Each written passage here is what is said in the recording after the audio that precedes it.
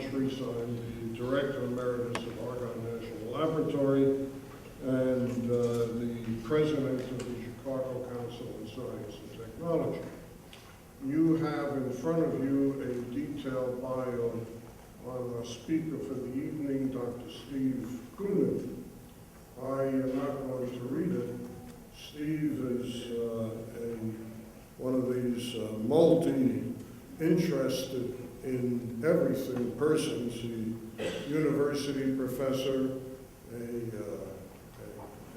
member of executive, I should say, research executive at Industry BP, very well known in Washington even before Steve became the Undersecretary of Science. He was involved in a number of defense-related, among other things, programs. Steve and the Department of Energy are going through a multi-year review of what DOE has been up to with energy and energy-related fields. And Steve and his team are looking at the lessons to be learned from that. And they're also using this review to establish a strategy for going forward. So it is a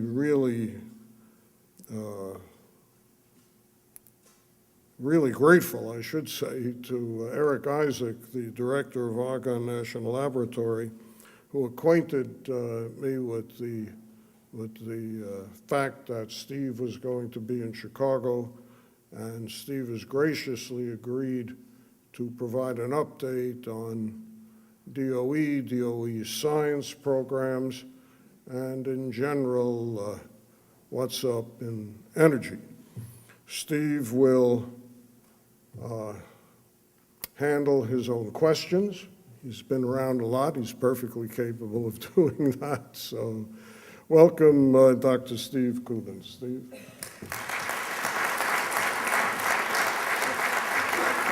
I think I got to go down this way. Thank you. Part of my job in the Department of Energy these days is to be out and about talking about energy, and I will do exactly that. I thought I'd talk for of order 50 minutes or so, and then we'll have plenty of time for questions, which are always, for me, the most interesting part of such presentations. Let's see. All right. Somebody's PC. Energy is, of course, very high on the public agenda these days, not only financially, but in terms of policy, research, and so on. On the other hand, for such an important topic, energy is either misunderstood or not understood at all by many people who are not in the business.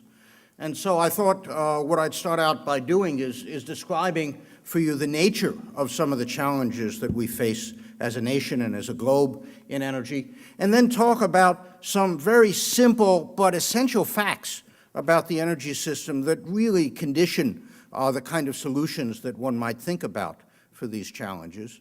And then third, I'll talk about strategies, 6 strategies that we need to execute as a nation if we're going to address these challenges at all.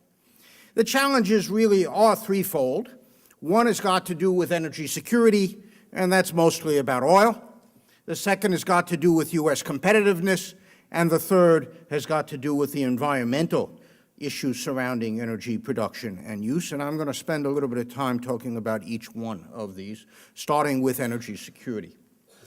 This is mostly, as I mentioned, about oil, a reliable and economic supply of crude oil that currently powers our transportation. It's not an accident that we are, perhaps, as some people like to say, addicted to crude. The chemical energy density in crude is extraordinarily high, about 50 times better than the best battery that we can imagine making. And so the energy per unit volume, which is very important in transportation, is very high in crude oil. An interesting fact for those of you who are technically oriented is that when you put the nozzle of a gasoline pump in the tank, you're wielding somewhere between 10 and 15 megawatts of power.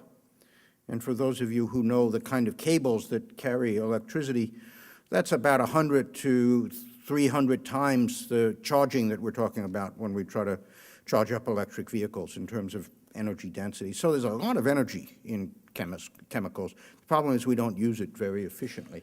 Nevertheless, we know how to use liquid fuels. They are still relatively economic. They have the existing infrastructure, and despite what you may hear from folks, they are available, and we're not running out anytime soon. Let's see if we go to the next one. Let's see, can we advance that? There we go. All right. So how much are we using? And this is actually what gets used for transportation. You can see that currently we use about 12 million barrels a day for transportation. Most of that is in road traffic and the balance for marine, air, and rail. And U.S. production, as shown over here, has been declining for the last 30 or 35 years and is projected to be essentially flat going forward. We use that oil. Actually, our total use is about 19 million barrels a day of the 12 shown here.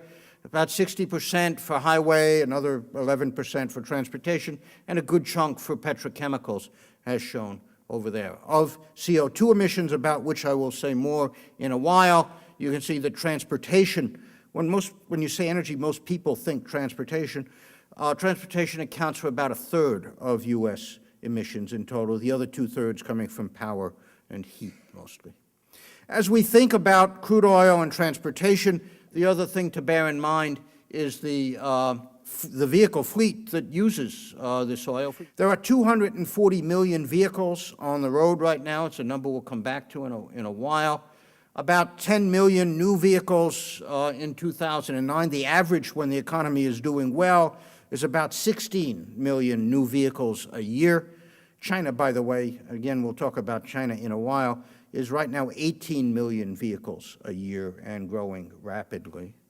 Hybrids, which we have a lot of promise, and I'll come back to that also, about 3% of sales, which are in turn about 8% of the fleet.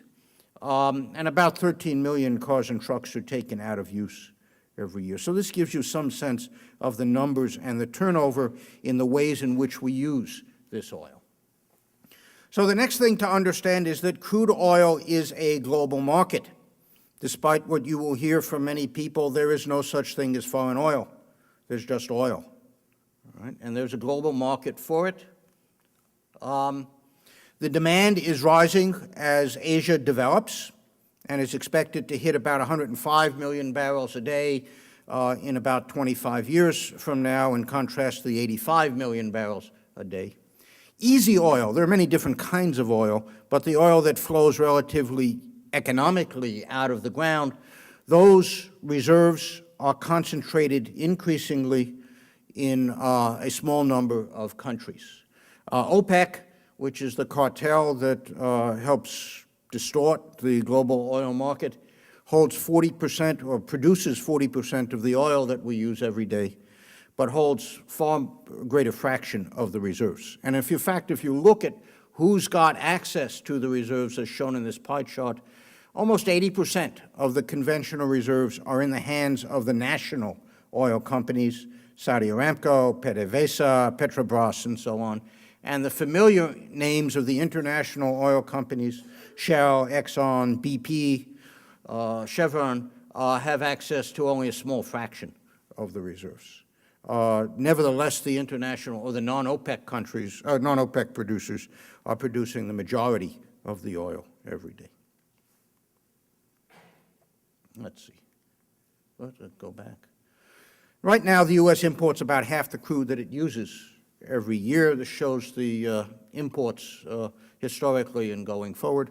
This is in many ways not a satisfactory situation.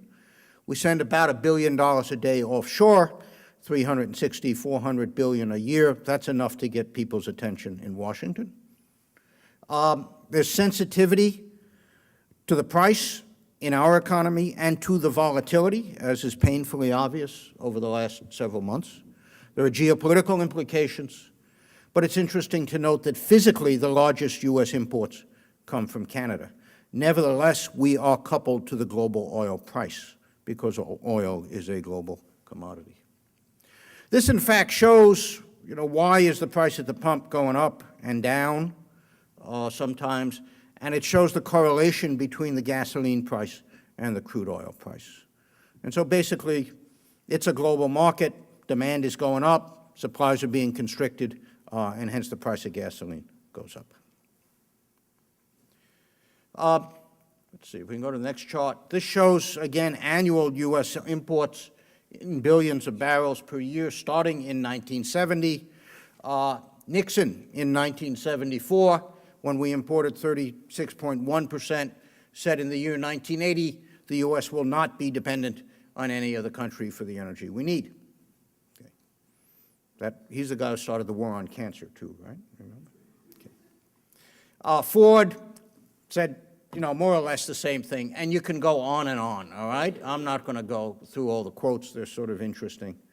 President Obama said last month, when I was elected, America imported 11 million barrels of oil a day. By a little more than a decade from now, we will have cut that by 1/3. You can ask, why is it different this time? And I think there are a couple factors that should lead to a different outcome. One is the growing demand. Secondly, the concentration of resources. And then finally, we're beginning to have, realistically, the technology we need to stop or to put an end to this problem that we've got. Okay. So that's problem number one. Problem number two is U.S. competitiveness. And the first thing to realize is that we are a little more than halfway through an unprecedented quadrupling of the world's population. This is global population over the last or over a century, starting in 1950, and projected forward. You can see we're just about here, and we're currently at 7 billion, and we'll hit 9 billion plus or minus by 2050. That's a lot less than it used to be. When I was a graduate student 35 years ago, we were talking about 12 to 14 billion people, and so the globe has managed to moderate population growth. Nevertheless, you still see great growth projected in Asia, and to a lesser extent in Africa, and an essentially constant population in Europe and North America, which is the so-called developed world. Okay? So there are going to be a lot more of us. The second thing is that people are getting richer, and this shows energy consumption per capita against GDP per capita, how rich a country is for various countries over 25 years. USA up here, essentially constant energy per use as we've gotten richer. The European Union over here, also more or less constant, although at about half the US level. And then down here, a great swath of countries in the developing world whose energy consumption is increasing steadily as they get richer and in an almost universal manner. So as people get richer, they consume more. Demographics and development are the things that are going to drive the world over the next many decades. This shows the projected growth of energy consumption as the 2 billion people down in the lower left-hand graph, part of that graph, get richer. And you can see that energy consumption is going to go up significantly, and essentially all of that growth comes from the non-OECD countries, and anyone who has visited Asia within the last decade will understand quite well what's been going on. The other thing to realize, apart from that general strain on resources caused by development and demographics, is that right now the U.S. is about 4.5% of the global population, but we consume 20% of the stuff in round numbers, and this shows consumption for various things, oil, gas, electricity, mobile phones, web use, and so on. In round numbers, we're 20% of pretty much everything. And so the U.S. has been and is out of whack with respect to the rest of the globe by 20% divided by 4%, or a factor of 5 or 6. That's been a wonderful advantage over the last century or so. But I know the second law of thermodynamics, and I know that that kind of difference can't persist forever. And if you look at the rest of the world compared to the U.S. and the European Union, the rest of the world, as I said, is more numerous, shows U.S., EU, China, India. They're hungrier, developing more rapidly. They are younger. I mean, the population is growing more rapidly in those countries, except the U.S. is somewhat anomalous, and that's due to immigration in the U.S. Our birth rate or population rate is held up for that reason, and they are developing faster. 9, 10% growth rates in China and India, even with the current economic turbulence, not unusual. The norm in the U.S., 2%, 3%, less, of course, in the last year or two. And, of course, the rest of the world is just as smart as we are, and that's supposed to show up somewhere if the button works. Why don't you advance it? You go ahead and advance the PowerPoint. There we go. And again. All right. So recognizing that, there's a question of, well, what is the U.S. economic strategy over the next 30 years? And this administration has recognized that energy technologies will be important because the rest of the world will want to use energy efficiently and cleanly, and other countries are exporting now the technology that was developed in the U.S. and the jobs that go along with it. And here's a graph that talks about photovoltaics, solar cells. It shows who's producing the photovoltaics in the world over the last 20 years. You can see, first of all, there's been a great growth in PV production, but you can see that the U.S., the green bar, has not enjoyed most of that growth, and most of the solar panels in the world are produced in Europe, Japan, and China these days. As a consequence, the U.S. market share has gone down. I can tell you the same story for fuel-efficient automobiles, batteries, electricity transmission, power electronics, and nuclear power. We just don't make much in the U.S. anymore. There are a few things, but by and large, the manufacturing is going on elsewhere. This is a story about lithium-ion batteries, mostly for consumer electronics, and you can see in 2009, most of the production was in Japan, China, and South Korea, and the U.S. 1%. Recognizing the importance of electrifying transport, which I will come to in a while, this administration has invested roughly $2 billion in stimulating the next generation of lithium-ion battery development for vehicles, and we're hoping that we will have about 40% of the manufacturing capacity here in this country, much of it in this part of the country.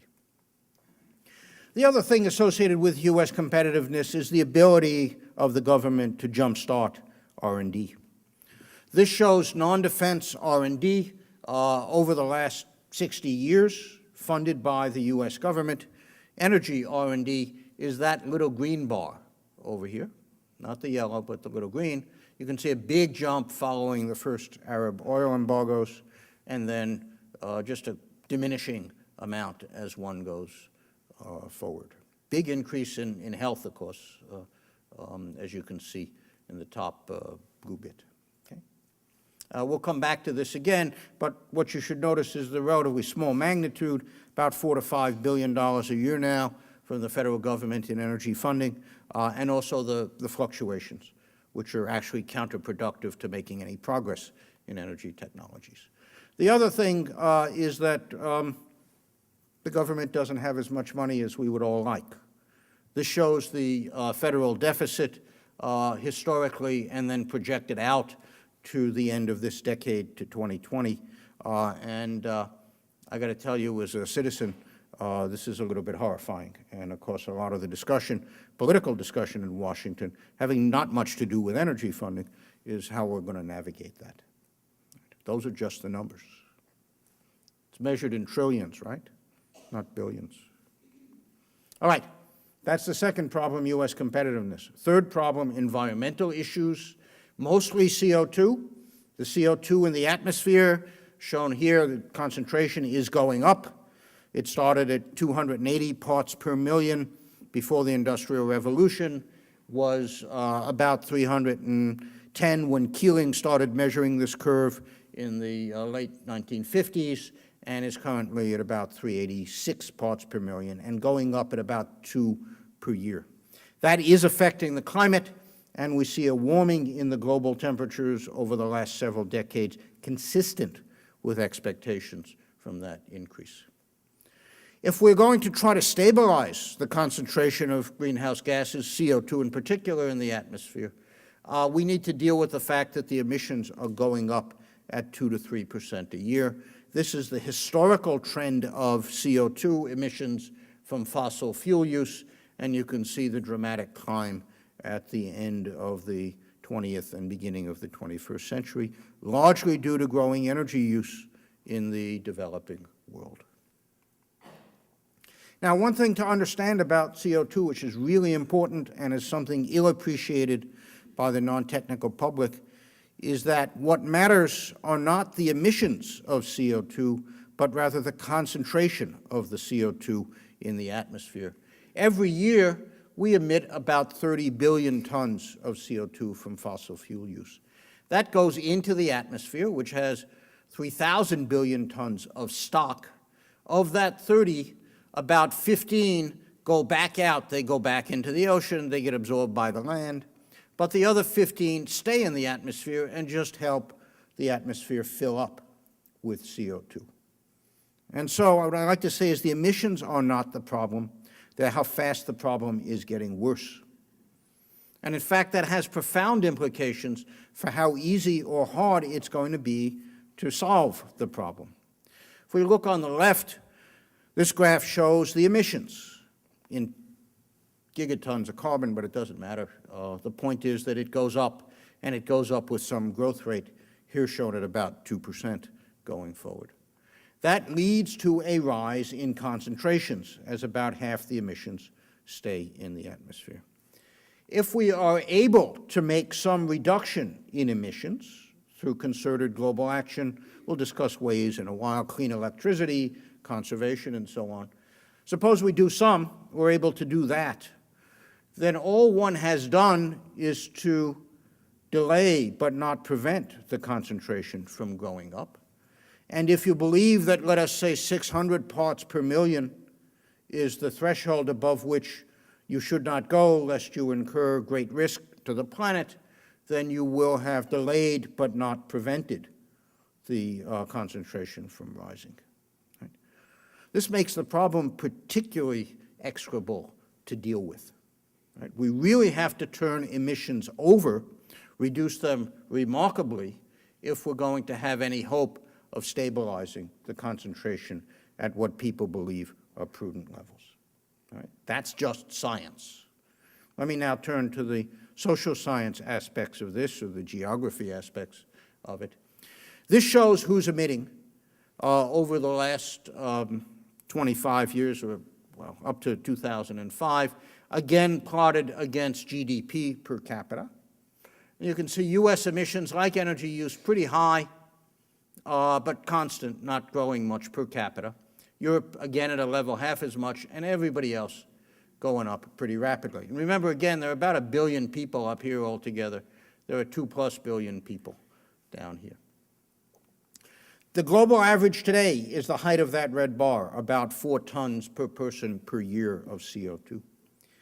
If we're going to stabilize concentrations, the rate at which CO2 gets absorbed from the atmosphere tells us we need to get down by the end of this century to that green bar, averaged over the globe, which is, I will note, about where India is today.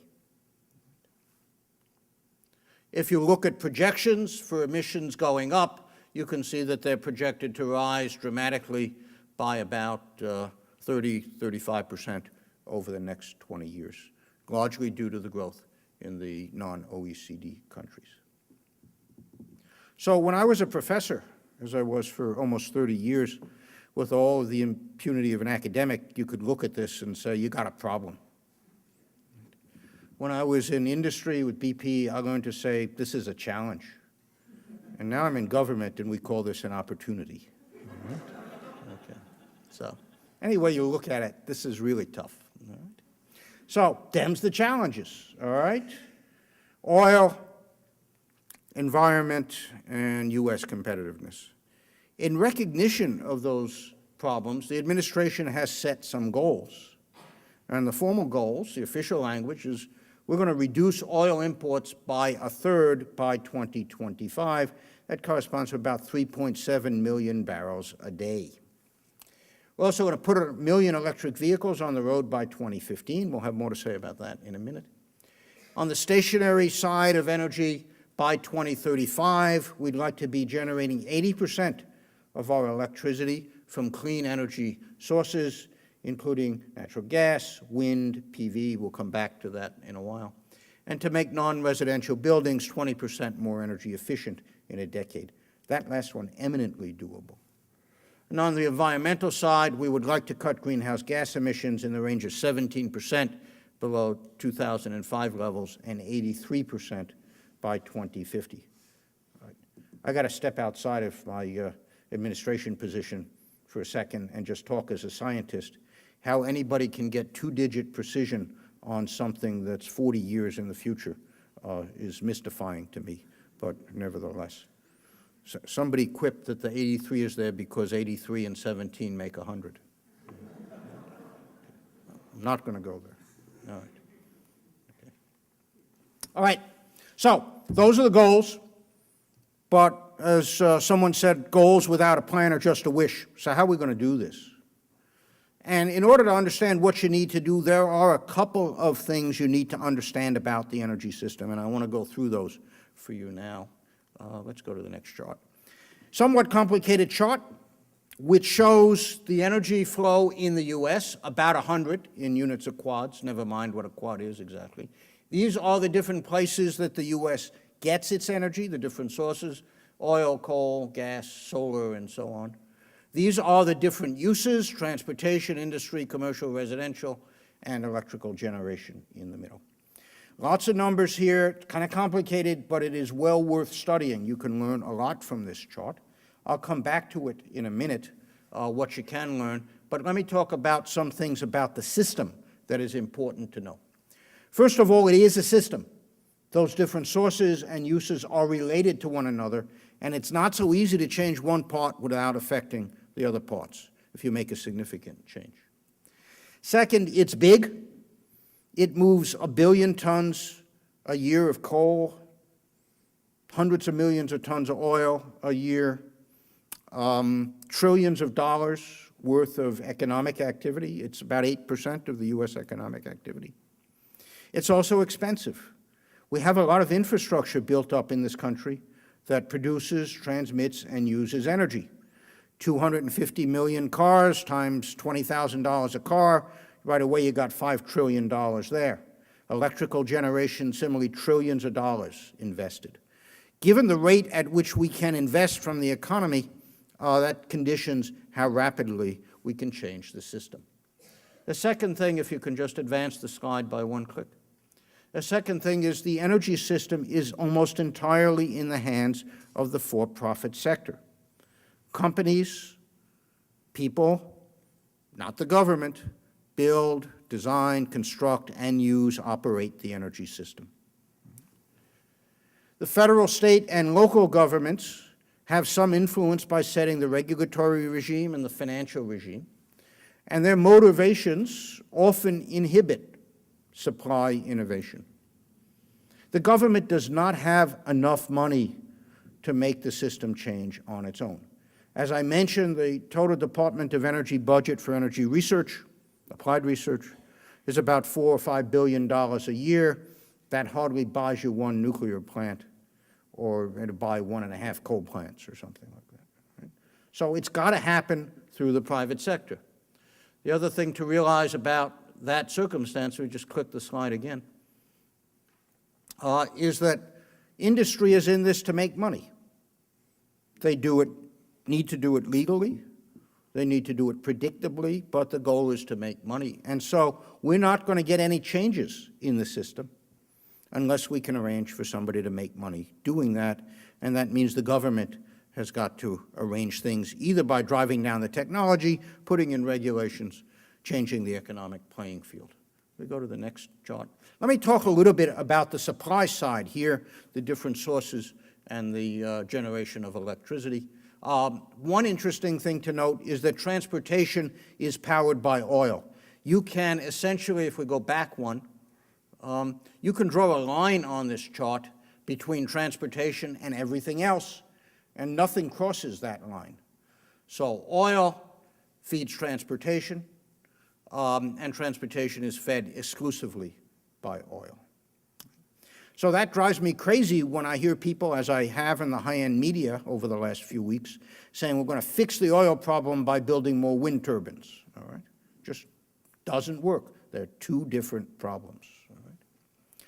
The second thing to understand is that coal feeds exclusively electricity generation, and that gas more or less equally feeds heat and electricity generation. And of course, these other sources, nuclear, solar, wind, are almost all about electricity. We go forward again. So that's the transport side. On the stationary side, it's interesting to understand that because we can't easily store electricity, you have to size your generating assets for the worst day of the year. So a hot August afternoon determines how much generating capacity you need. Most of the time, that capacity sits idle, about half the time. And so you have a lot of capital investment involved in generating assets. And there are many different ways to generate electricity that have different capital expenses, emissions, time characteristics, and so on. Electricity and transport the energy is produced with fewer long-lived assets and distribution networks. The other thing about supply and energy is that fuels, the fuel molecules, and electricity, the electrons, they are commodities. You can't tell the difference from one source to the other. They all look the same to the user. And consequently, the businesses that supply these commodities operate on very thin margins, business margins, and that is not conducive to technical innovation in the energy business. I'll go forward again. We talked about the markets, the disjointness. Change in energy supply historically has required decades. This is one of my favorite charts. It shows the fraction of U.S. energy that was obtained from various sources over the last 160 years. And you can see that we started out before the Civil War with wood. Coal became important during the Industrial Revolution in the late 19th, early 20th century. Oil became important as the transportation revolution took place in the throughout the 20th century, really. And gas and nuclear shown there. Renewables, of which we'll have more to say in a bit, non-hydro renewables are that little pink bar up there currently. It takes decades to effect a change in energy supply. Energy generation assets are really long-lived. We've got power plants that last 60, 80 years in this country. There's a reluctance to tear them down. And we've talked about other long time scales. We get fooled because if you look at information technology, and here I've taken the last bar of the energy chart and blown it up and looked at the evolution of personal audio and video equipment since 2000. In 2000, we were all using personal CDs and tape players, and now it's all flash and MP3. We get fooled at the rate of technical innovation in information technology and biomed, okay? But bits and bytes are not the same as molecules and steel. And for that reason, it's a lot more difficult, not impossible, but a lot more difficult to change the energy system more rapidly. Let me talk about energy demand then a little bit, the ways in which we use energy. First, notice that there's about a little more than half of the energy is labeled here as rejected energy. Now again, second law of thermodynamics, if you know that, some fraction of the energy has to be rejected, but it's a lot smaller than what is shown over here. And so there are, in fact, significant efficiency opportunities, which I'll talk about in a while. But over on the demand side, there are many distributed players, 130 million households in the U.S., 240 million vehicles. The assets turn over more rapidly. Users operate these, not for profit, generally, but for personal convenience, habit, a little bit about economics. And if we get the signals right, we can change the behavior and efficiency here. And let's see, if we go on, let's click once more. This is a good example. Refrigerators sold in the U.S.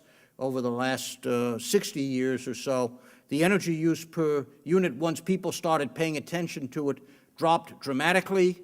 The price per unit went down even as the capacity of the units went up. So this is paying attention to the engineering, and you can drive efficiencies. Of course, you ask how much energy is used in refrigerators. The answer is not a lot, but it's a good example of what you can do when you put your mind to it and the signals are right. Okay, so what do we need to do? And really, if you look at that energy chart, you realize that there are 6 things we need to do. If we get to do them, we will have addressed the problem. If we don't, we're not going to address the problem. They start out in transportation with increasing vehicle efficiency, and I'll talk about that for a moment, electrifying the fleet, deploying alternative fuels, more or less along the lines of the energy flow diagram I've been showing you. And up on the top, for stationary energy, increase the efficiency of buildings and industrial processes, modernize the grid, and deploy clean electricity. I'd like to spend a minute or two talking about each of these strategies, starting with increasing vehicle efficiency. Let's go to the next chart. This shows the miles per gallon and various other parameters of vehicles over the last 35 years or so. You can see that the mass of the new cars went down and then has climbed up as SUVs were introduced in the late 80s. And we're now sort of flattened out, and presumably will be going down again with the current rise in gas prices. The acceleration, similarly, of new cars went down. The acceleration went up. The 0 to 60 time went down. So this is performance, this is mass and creature comforts. And the combined miles per gallon are pretty much constant for the last 30-some-odd years. This administration has raised the CAFE standards, which determine these to some extent. And by 2016, we will go to 35 miles to the gallon for new cars sold on average. And the EPA will issue proposed CAFE standards out to 2020 or 2022, I believe, in September. We can do a lot better than this. Europe, of course, is routinely at 35, 40 miles to the gallon. Lots of possibilities here. You can start by trying to lightweight materials. If we can reduce the mass of automobiles while retaining the safety features, you can get a lot of performance. On the engine side, many different strategies. I'm not going to go through them all, but we can build engines that are significantly more efficient than the engines we have now without going to electrification yet. It's just a question of how much you want to pay for them and can we drive the cost down. This chart shows the increase in vehicle price as a function of the reduction in fuel consumption for a small car as the result of a number of different strategies. Low-friction lubricants, dual-cam phasers, whatever that is, better transmission, turbocharging, and reducing the mass. You can see we can get 25% for an extra $3,000 a vehicle currently. This is with existing technologies. Nothing fancy here. You just have to have the drivers to deploy it. And of course, we can work to bring the cost down with better technology. So a lot of headroom in the plain old internal combustion engine. Here's another example that it's not just about the engines, but about the vehicles as a whole. There's a company called SmartTruck, BMI actually, that invented a technology called SmartTruck, which is about putting plastic fairings under the truck in order to improve the aerodynamics. These were designed with a computer at Oak Ridge to model the aerodynamics, and the net result is that you can reduce drag by 12% and increase the fuel efficiency by 7%. One is starting to deploy these now. The payback time is a couple years. If all 1.3 million of these trucks had these fairings, we'd save about 1.5 billion gallons of diesel fuel annually of the 70 billion that we consume. So a non-trivial fraction, costs go down, et cetera, et cetera. So relatively simple things that can be done with the vehicles to improve efficiency also. Similar, I should say, here in Chicago, similar things can be and are being done with the Argonne computers also. Let's see, let's go on. All right, so that's just improving vehicle efficiency. Let's talk about electrifying the fleet. Why would you want to do that? Well, the answer is, if we start with conventional vehicles, you have to use liquid fuels. Any liquid fuel you use that is compatible with crude oil, whether it's increased domestic production of crude or biofuels or coal to liquids and so on, will sell at the same price as crude oil. It's a basic law of economics. Why would anybody sell it cheaper if it's equivalent to crude oil?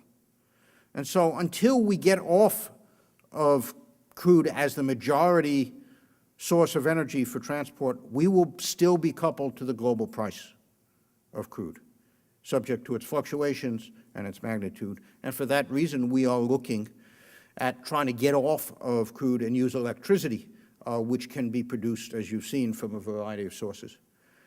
The electrification of the fleet will proceed through a set of stages. You can go from ordinary engines to hybrid electric vehicles like the Prius or Insight.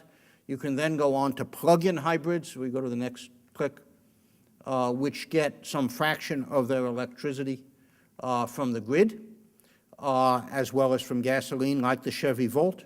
Or you can go all the way to battery electric vehicles like the Nissan Leaf. How fast we march down this path, whether we get, in fact, all the way to battery vehicles or not, will depend upon how fast the batteries get better, cost, performance of batteries, and then also other elements of the supply chain and the charging infrastructure. The advances already are quite amazing. In the last couple of days, I have been in 2 plug-in vehicles, one a pickup truck and another the Chevy Volt, and they're both getting 100 miles to the gallon equivalent because they're running on relatively short trips, 40-mile range or so or less, and essentially using no gasoline. So those plug-ins already can dramatically reduce fuel use. Whether we get all the way to the batteries or not, as I said, is in my mind an open question. Nevertheless, the batteries are important for the plug-ins also. We go to the next chart. We're working hard on batteries. The department's got a big research effort, a lot of it here at Argonne.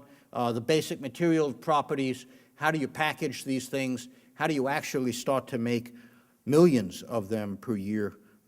It's a challenge to go from something in the laboratory to 1 million units a year reliably. Very different than what research scientists are used to. But of course, we need all of that if we're going to electrify the fleet. Let's go, just give you some sense of the goals that we've got. Cost of the batteries, we're currently at about $700 to $900 a kilowatt hour, and the goal is to get to $500 in a year or two, and then perhaps to $300 in 2014. Power electronics that drive the engines similarly. So these are they're somewhat aggressive, but certainly not unrealizable goals, we believe, and that will help promote the electrification of the fleet. Finally, deploy alternative fuels. Domestic production of liquid fuels, while it may not help with the price, is still good because it keeps money onshore, avoids sending $1 billion a day offshore, and also generates jobs domestically. And we're working hard on that.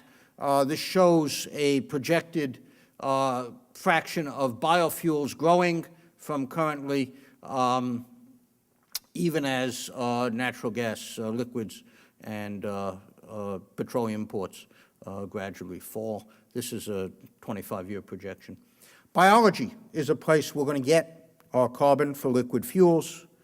This chart shows how much carbon the U.S. uses per year in millions of tons, in megatons of carbon from various sources. We use about 450 million tons a year of carbon in gasoline, diesel, coal, natural gas, other petroleum. These are all the fossil fuels.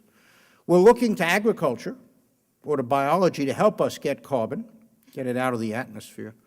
Corn, as you probably all know, we make about 11 billion gallons a year of ethanol from corn, and that helps with transportation.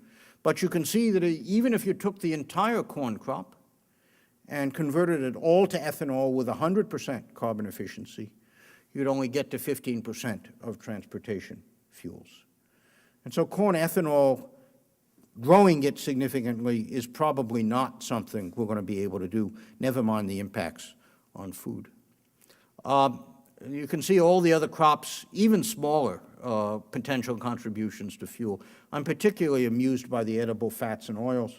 You will see news stories occasionally of people who are running old Mercedes diesels on French fry fat. And that's great, but you can see if you took all the French fry fat, doesn't matter. Okay? Can't do it. On the other hand, you look at how much biomass the country could grow, and you could see if we could manage to harvest that, convert it into fuels, we could have a significant impact.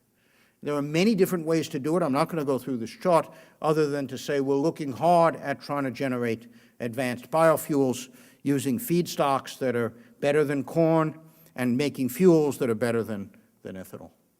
There are lots of challenges here. I'm running out of time, and so I think we're going to push on pretty quickly. Building efficiency. 40% of the country's energy is used in buildings. There are great improvements that can be made in how we use energy in our buildings for heat, ventilation, and lighting. This shows the breakdown.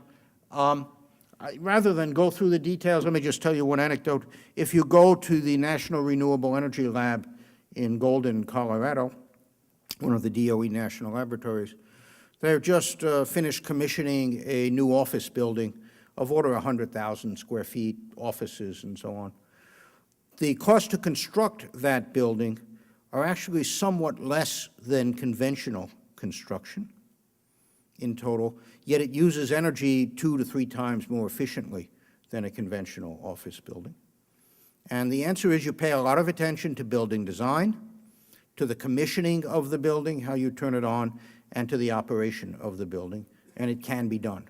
So clearly this is something that we need to drive through regulation standards. It's not about new technology very much. It's about taking the technology that's out there, like many things in energy, and getting it deployed. Modernize the grid. One of the hidden bits of U.S. energy infrastructure, but really important, it has grown up as a patchwork of technologies and regulation over the last 100 years. There are over 200,000 miles of transmission lines, a terawatt of power. The grid is in the hands of 3,500 different utility organizations, public utility commissions and so on. There is nobody in charge of the national grid. This is one of the problems that we have in trying to improve it. Many things we would like the grid to do better. Reliability. I don't know how it is in this part of the country. I live in southern Maryland, serviced by an unnamed utility company, and my power goes out significantly about 5 or 6 times a year. It's a scandal. Efficiency, the generating assets we talked about, security of the grid, integrating renewables. Wind and solar are intermittent sources of generation. They generate when they want to, when the wind blows or the sun shines. Learning how to integrate that into the grid is something we're all working on pretty hard. Okay. Just some sense of the scale and challenges. These are the existing major transmission lines in the country. Those are proposed transmission lines. You see that work to tie the country east to west together. You can see, by the way, the different regions of the country that are responsible for managing the grid. The east, several different regions, the west, and of course, Texas has its own, as always, and the lines. This is where the generation happens, and it pretty well lines up with where the population centers are, not surprisingly. If we wanted to deploy solar in the Southwest, as we have ambitions to do, you need that set of transmission lines installed. You can see the resource, of course, is in the Southwest, and that's a major building challenge, not only the physical construction, but the permitting and siting and so on. And similarly, if you want to do wind, the wind resource is here in the middle of the country, actually somewhat to the west of us, I guess. You know, growing up in New York, all this part of the country looks like one piece to me. Famous New Yorker cartoon, right? Somewhat to the west of us, and we need those transmission lines if we're going to carry the wind power to where the demand is. What do we need to do for the grid? Diagnosis, control, instrumentation, really important and just getting started. Energy storage is a major challenge. If we could store energy cheaply and significantly, it would help us manage the stability of the grid and shift the load and power electronics, another forgotten technology area in this country. And then finally, clean electricity. Let me just say a few words about that. Many different ways to deploy clean electricity. What will get deployed in the end really depends on economics and regulation. Gas is an important part of what's going to happen over the next several decades. This shows U.S. gas supplies and demand going up over the next 25 years. Shale gas, which has been much discussed in the newspapers, projected to increase dramatically because it is domestic, it is relatively inexpensive, and is a clean source of energy when extracted and used properly. Renewables. Renewables are a small fraction of the generation in the country right now. Wind is the largest of those after hydro. Wind accounts for about 2% of U.S. electricity last year.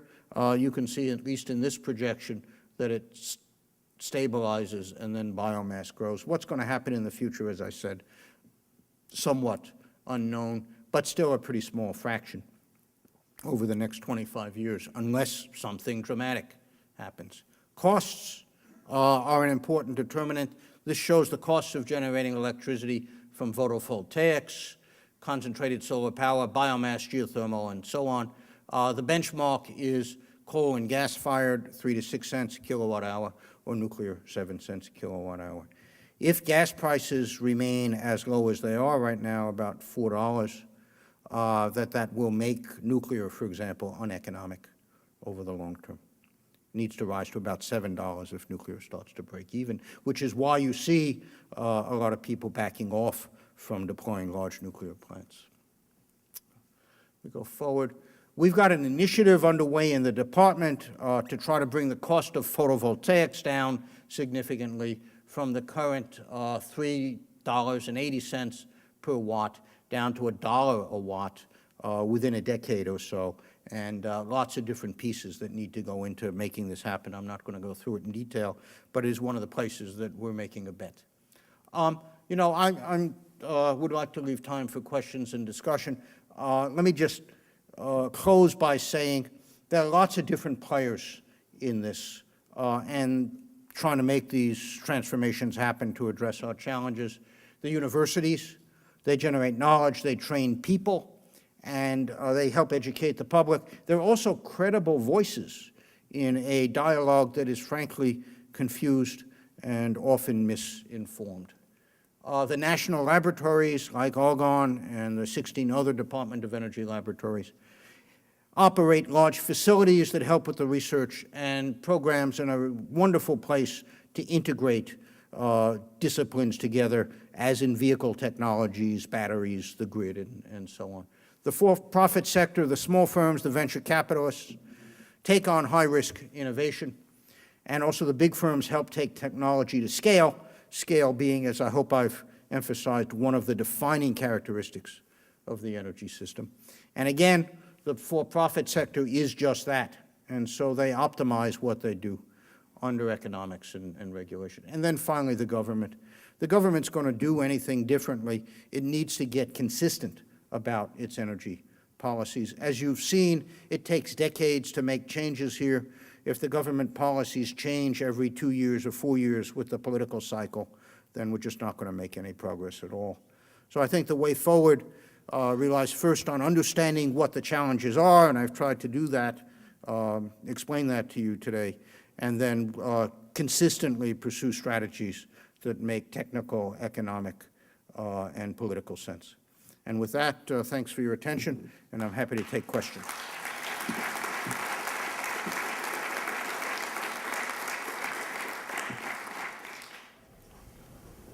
One thing that bothers me is that global warming and limiting CO2 is a little contradictory with energy independence.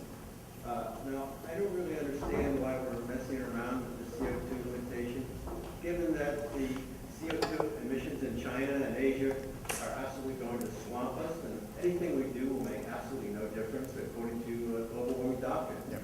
So why are we doing that? Right. So,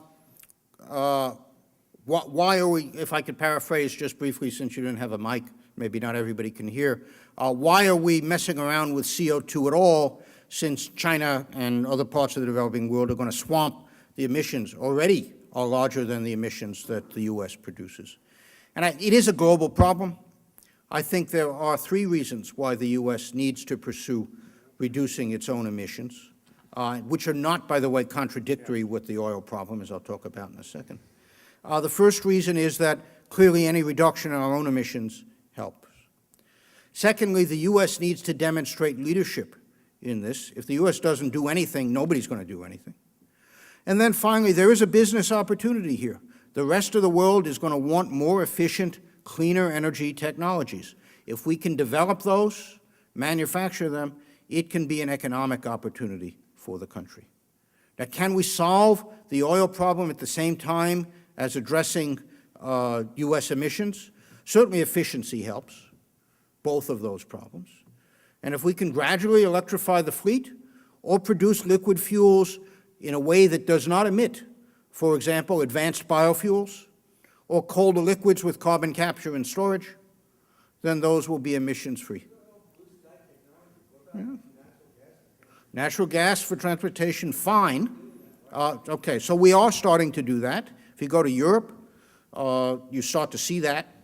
One of the opportunities for natural gas in transportation is in fleets, trucking fleets, delivery fleets. That's where we're going to see it first, because you need the supply infrastructure. One of the questions that one can ask about using natural gas for transportation, and if we could go, perhaps whoever's got control of the slides, back to that first energy flow diagram. We use of order 17 exajoules a year in transportation. We use in total about 22 exajoules of gas. So if you want to start powering transportation by gas, you're going to have to produce more gas faster than we would have otherwise. Not impossible, but it is one of the systems effects that we need to worry about. If we're going to get off of petroleum, we still got to find the energy from somewhere else. Yeah. Okay, let's go. Yeah, I should. It's the biggest obstacle to entering a new energy era where we gradually go into a new era of fuels is our political and ideological opponents in Congress and out in the hustings. Because I read the Wall Street Journal, they still today talk about criticizing the fuel standards in the car, like they're still operating on an ideology that's around 30 years obsolete. Yeah. I think the obstacles to energy transformation are, first of all, economic. Energy is also plagued, interestingly, by a technology partisanship, right? So everybody thinks they got the answer to the energy problem, right? One person says, more hydropower. Somebody else says, just drill for more oil, and so on. We haven't had a political consensus. In order to transform, you'd have to get people like Bernie Sanders and say Tom Coburn sitting in the same room. Right. So, part of what I think we in this administration we're all hoping to do is to get the facts out on the table and some of the more obvious approaches. And I think you saw that in the president's speech a couple weeks ago when he talked about oil. It was basically these 3 strategies: crank up the vehicle efficiency, get the electrification going, and then deploy alternative fuels. Okay, so. You painted the government role largely as one of designing and enforcing regulations and in funding R&D. But the government is also a consumer. And I'm wondering whether I'd like to comment on the role that the government can have in shaping the future of energy use of technologies by basically driving through its purchase of technologies, for example, SMRs, the future of the supply. So the government is the largest single consumer of energy in the country, but it only consumes 2% of the country's energy. And most of that is tactical fuel. You've got to run airplanes and ships somehow. All of that said, the Department of Defense is a wonderful test bed for new energy technologies in the installations that it has, the bases, and can help by guaranteeing purchase of alternative fuels or small modular reactors, can help get those technologies over the hump, so to speak, to commercialization. And the department has longstanding and good relations with the Department of Defense to help commercialize technologies that way, advanced biofuels, small modular reactors, some examples. And quite apart from that, the DoD has good tactical needs, batteries for soldiers, power out in remote locations where DOE can help also. So again, the scale isn't there to make a big difference, but as a smart first buyer, it can help a lot. Another relevant number, just to give you a sense, the government purchases 60,000 vehicles a year. Sounds like a lot, but remember that's 10 million vehicles a year in the country as a whole. So small, but nevertheless can be smart by requiring plug-in hybrids, flex fuel vehicles, and so on. And so I rode today in the airport to the airport in I think the first Department of Energy Chevy Volt. It was great. It was good. No gasoline, just batteries. Yeah. I just want to again come back to natural gas. You addressed the issue of compressed natural gas, and I feel that natural gas really, as a transition fuel, touch upon security, economy, and also environmental issues. My question is that there are a lot of resources of hydrate. Of hydrate, methane hydrate. Methane hydrates. Yeah. My question is, what is the DOE's plan as far as R&D and also moving this area forward? Yeah. So methane hydrates, for the U.S. actually, not that great a resource compared to the shale gas we got. Shale gas we know how to get at already. For the U.S., frankly, not high on the agenda right now. Globally, if you're Japan, for example, you're probably quite interested in methane hydrates, and as you probably know, the Japanese are funding research up in Alaska and some offshore to try to learn how to get it. I think the Department of Energy, like many of the fossil fuel extraction technologies, we increasingly see our role as helping support regulation for safety and environment, and less so in helping with the extraction technologies, because in fact, frankly, the oil and gas business has got plenty of cash these days and can do it pretty much themselves. Yeah, so let's go over here. Good. Hi. An admirable goal is to electrify the transportation fleet, if for no other reason for national security. But if we do that, we need a source of electricity that will take the place of the petroleum. And though there may be a niche for wind and solar, it does not appear feasible to replace the massive amounts of coal and nuclear so the question really is, how do you see the energy supply, electricity growing, and in what particular technologies for the future? So you're exactly right. If we're going to electrify the fleet, we need to get the electricity. The numbers are such that we need to produce about 50% more electricity than we do currently. Not impossible to do. As you know, there's a great diurnal cycle in electrical generation. We can produce the electricity at night if everybody's willing to charge up at night and just keep the plants running constant. The electrical generation technologies, there isn't one single answer. Gas looks really good right now, as someone said, pretty clean, relatively inexpensive, domestic, all that's great. Gas has the advantage you can turn it on and off pretty quickly, and so is a big part of that diurnal fluctuation. But I think we're going to have to look to either growing nuclear or carbon capture and storage coal if we can make it economic enough.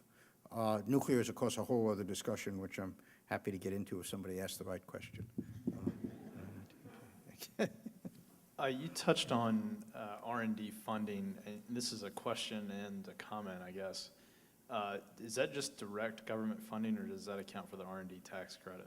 And if not, can you comment on how effective the R&D tax credit is in the energy sector? So that was just direct funding that you saw. The tax credits, if I remember the numbers right, are about equal, maybe 50% more than it's total tax. I don't know how it splits up into R&D and just outright energy subsidies, but it's about 1.5 times more. So it's on the order of $6-7 billion a year, maybe a bit more. We got large amounts of tax credits going to ethanol, to oil. Each, I think the ethanol is of order $10 billion. Okay, you know that. It's going up. And the fossil is of order 4, I think. So, you know, enough to matter in the budget discussions, but not something that's going to really fix the budget problems as a whole. Okay. And, you know, a great discussion is what's the optimal place to apply those subsidies? Is it corn ethanol still, or is it still fossil fuel extraction oil in the Gulf of Mexico? Probably not for either of those. They're over the hump. Okay. Yeah. You mentioned the importance, Yeah. of improving engine efficiency in terms of reducing the consumption of automotive fuels, and how much further Europe is ahead of us. Now, part of that is smaller cars, smaller engines, but another significant piece of that is their reliance on automotive diesel as opposed to gasoline fuel, which, as I recall, sort of is, I don't know, 30 to 40% more efficient in terms of miles per gallon and has lower CO2 emissions. We had, of course, a fiasco in the early 70s when General Motors sold these so-called diesel engines, which were converted gasoline engines, and the consumer has been turned off ever since. You've had refineries taking out the sulfur, you've had automobile manufacturers taking out the particulates emissions, you've got the whole infrastructure already in place. It sounded to me sort of like a freebie. Now, I know that the last several years, the mentions of clean diesel, et cetera, sort of enter the conversation, but nothing ever really seems to have happened. In fact, the European car makers now are introducing, you know, high-end premium diesel engines. The U.S. manufacturers, even though they make these cars all over the world, offering nothing here. Has the DOE ever looked at this opportunity? Obviously, it's, again, a question of communication and marketing, really, as much as it is technology, but it seems like a huge opportunity. Yeah, everything you say seems true superficially, but when you start to talk to folks who are really in the business, the advantages of the diesel are not so obvious. There's a lot of technical headroom in the gasoline engines, some of the technologies I had mentioned up there. And at least when we looked hard at the problem when I was in the private sector, the general sense was the diesel was going to start fading in Europe as well as not growing here in the U.S. You have to remember also, automobiles of the future will probably have a more constant load characteristic than the ones that we have currently because of the electrification and the ability to store the electricity. So you may have the engine just turning a generator and feeding a battery, which is a very different kind of situation than having to drive the wheels directly. So, you know, I'm agnostic here as to exactly what's going to happen. The DOE in this case, together with the EPA, is really looking to a dialogue with the car manufacturers as to what's the best thing to do. I think many regulations just crank the thing that you're interested in, which is miles per gallon, and let the companies and consumers figure out how to do it. Let me just say back on engines for a second. One thing the DOE is trying to do, you know, we've had a long time a good research program on the fundamentals of combustion. And we think the time is ripe where we can take that particular program forward with high-performance computing in partnership with the auto industry and do a good job of modeling what goes on in a cylinder in order to let them manufacture, design more efficient engines that way. So that's one of the programs that's on the plate. So, yeah, there are a few issues that concern me. Number one, in terms of the development of the grid, to what extent are we dependent on the superconducting materials? Are we held hostage by the need to find the elusive high room temperature superconductor in order to get this grid system to transport and store energy from across the nation? Secondly, is sequestration of carbon dioxide really a pipe dream, or is there evidence to support its possible adaptation on a global scale? And third, what are we going to do to cooperate with these nations abroad like China and India, which are introducing these coal-fired power plants and carbon dioxide producing vehicles on such a massive scale? Don't we need to cooperate with them on the research and development basis as well as the distribution basis as well? Let me try to take your three questions in order. The grid and high-temperature superconductivity. The department has invested quite a bit in trying to bring high-temperature superconductors to large-scale power transmission. And what we have found is that in some limited applications where you need to carry a lot of power in a densely populated area, it seems to be quite economic. And there's a cable that's in Manhattan, for example, that's carrying quite a bit of power buried. But if you look at the long-distance transmission, as illustrated here, the high temperatures, the superconductors are just not there in terms of economics. Right now, you know, it's a good question about the role of the department of, do we keep funding that, or do we just say, okay, it's good for the niche and then move on? And I can tell you for the last year or so, at least in the budget proposals, we've cut back on the funding of that, feeling that we've done about as much as we can.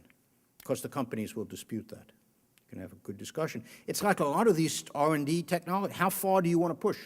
And when you say, okay, I've done enough, it's about as good as it's going to be, or at least with government money. Right? So your second question was about carbon capture and storage, CCS. Look, we've been pumping CO2 into the ground for a long time. We know how to do that. We have a pretty good idea that it's going to stay under the ground. The real question is, can we drive the cost of the capture technologies down low enough that it starts to become competitive with unsequestered or uncaptured CO2? And the jury is still out. Right now, I think it's about 70% more expensive than just burning the coal. We're trying to do large-scale demos. This is another problem with the energy system. It costs several $billion to mount a demo of any significant scale for one of these. And, of course, we try to co-fund that with industry. It takes a long time, very expensive, not certain what the results are. The third is about cooperation with the developing world. We are.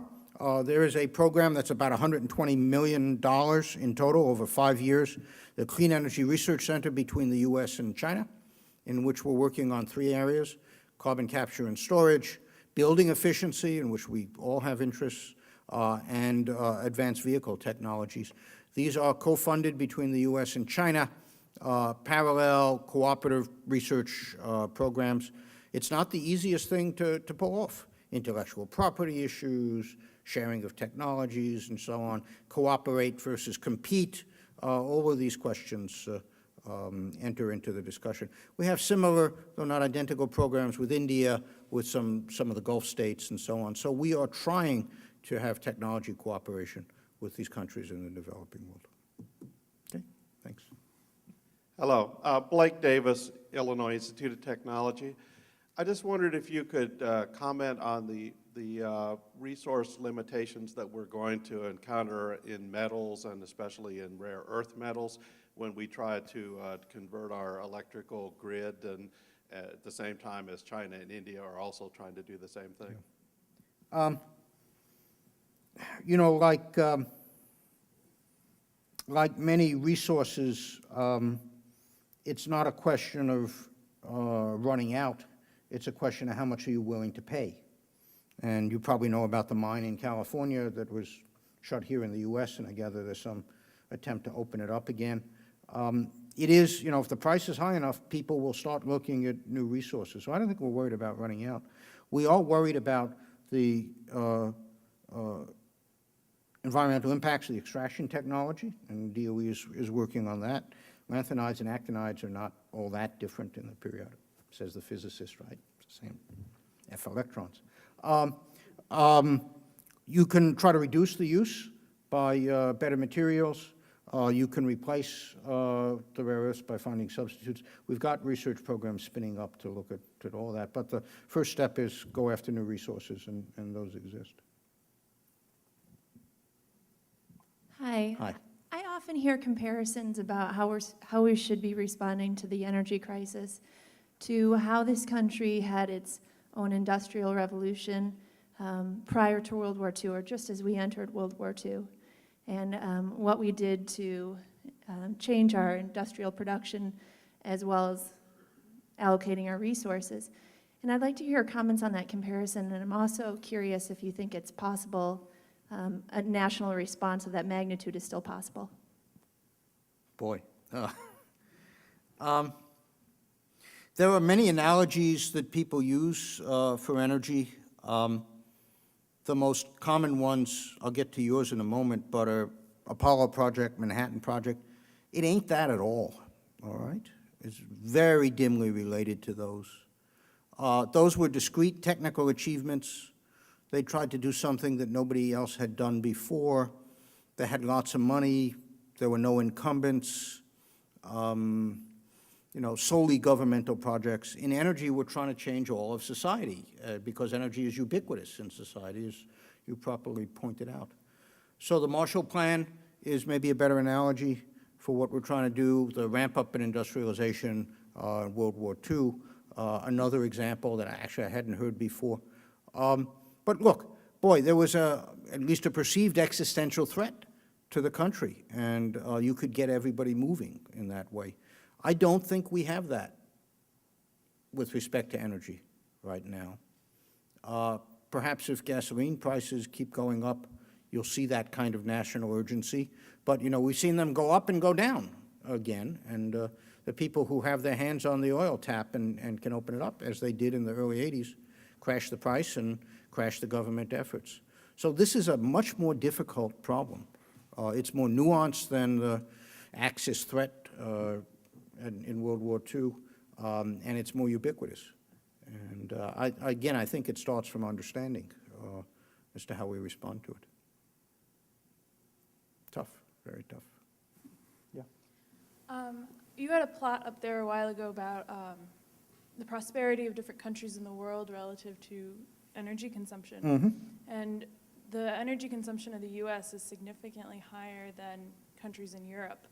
And I'm wondering, what are the major drivers for that huge difference, and what can we learn from the European countries to perhaps reach their level of consumption? Right. That energy use per capita is one simply compiled statistic, but it hides a lot of things. As you're right that the U.S. is twice what Europe is. On the other hand, we have a big country. It's got to do with the climate. It's got to do with how much manufacturing or what kind you do. It's got to do with, are you extracting resources or not?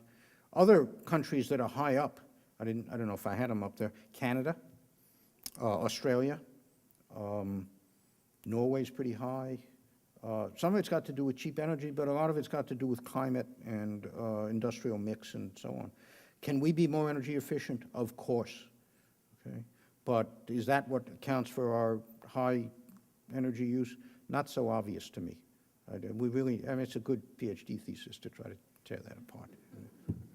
Also, the other thing on that chart, which is striking, another good PhD thesis, I think, is the universality of that slope down in the lower left, right? For every dollar of GDP, there's so much more energy use. What's contributing to that? Is it building houses, making steel, building roads, transportation? I don't know. But it was sure nice to understand that slope from first principles, or at least more fundamental principles. Yeah. Hi. So I just have a quick question regarding the DOE's participation with the utilities on the grid expansion. I've been to a couple different events where different utility execs have expressed some serious concern about meeting demand and about the economic drivers related to the whole electrical purchase system. And so I was just curious if you could elaborate what kind of conversations that you're participating in that might turn the entire utility payment incentive system around. I've heard that suggested by a couple different utility executives. So I'm not involved in those conversations directly myself, so I can't tell you how it works in detail. But both the utilities and the PUCs, again, you got to remember their goal is to make money, and or to provide power cheaply to their customers. And unless we can somehow get the innovation and change thing built into that, it's going to be very difficult to make it happen. It's one of the great strengths and disadvantages of the system we have right now.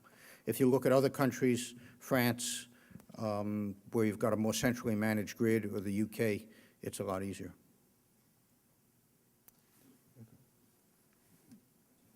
There were lots of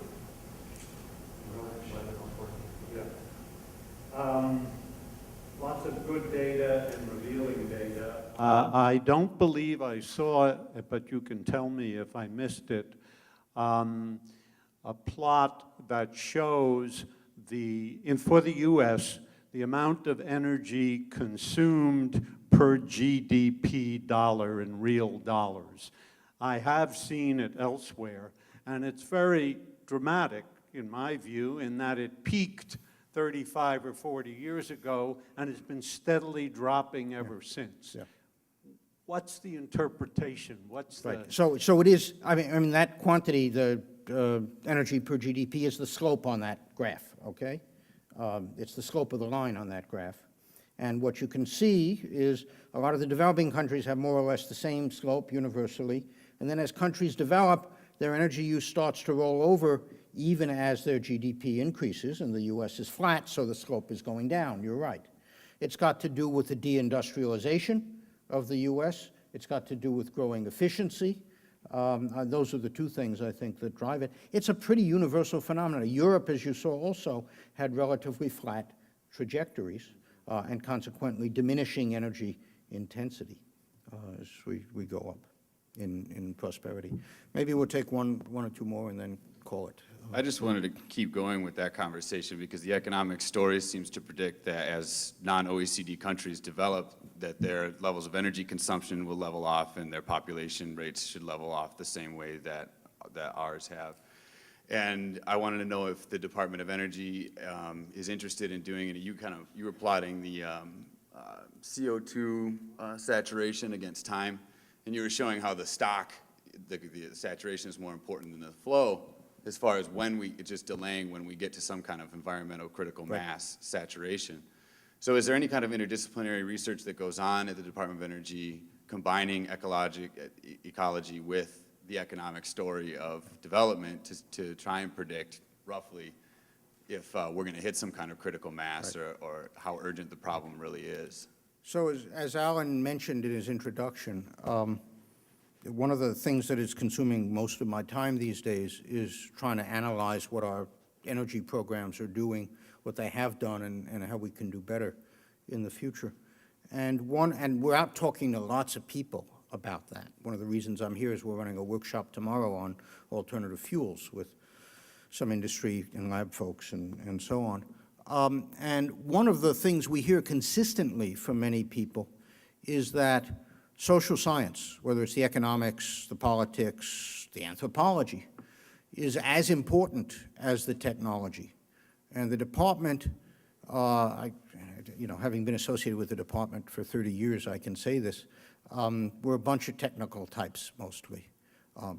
And I don't think the government as a whole has been very successful in marrying up the technology with the economics, the politics, and so on. And I think that's one of the things we're going to certainly be seeing more of a push toward in the future, because in the end it's a system, it's about people, and unless you get that human part of it right, you're not going to make a change very rapidly. If I could just respond quickly, I think as far as first principles goes, with the steeper slope among developing countries, that probably has to do with the law of diminishing returns to capital inputs.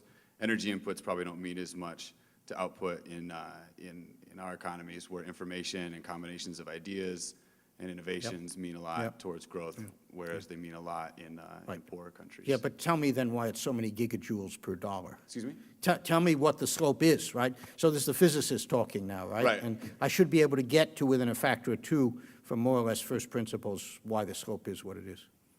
I'll get back to you. All right. Very good. Can we do If I had time, yeah. Listen, I think we should thank Steve and let him proceed to his champagne dinner. Sounds good. Okay, good.